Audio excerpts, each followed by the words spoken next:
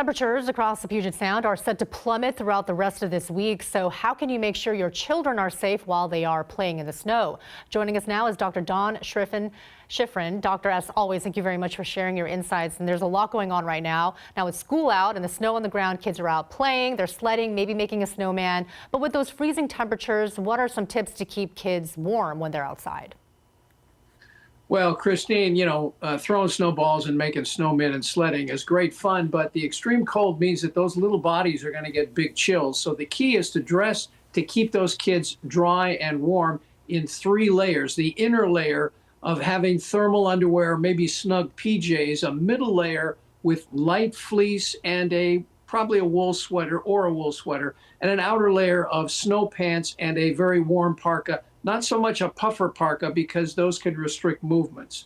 Don't forget that fingers, ears, and toes are extra sensitive to cold and will get cold sooner. So again, have them wear warm, insulated, waterproof gloves, put a snug winter hat on them, and also put warm socks and insulated waterproof boots. And a last great addition always is a scarf to cover most of the face, or even a face mask, because their faces are going to get cold in this bitter, bitter winter weather.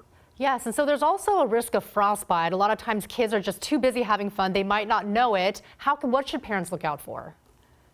Well, you're absolutely right. Kids having fun outside means they don't want to come inside.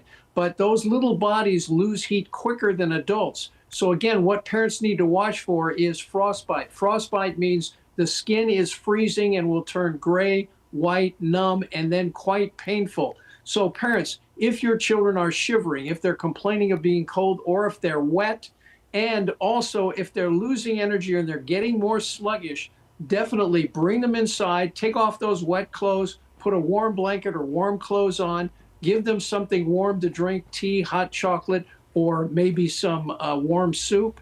And then again, if their skin is freezing on their hands, don't put anything scalding hot on those hands. Submerge them in warm water or warm cloths. Anything scalding will injure those skin. Yes, thank you so much, Dr. Shifrin. These are tips that I always first hear from you, and they're always wonderful reminders for parents. Thank you very much for your insights.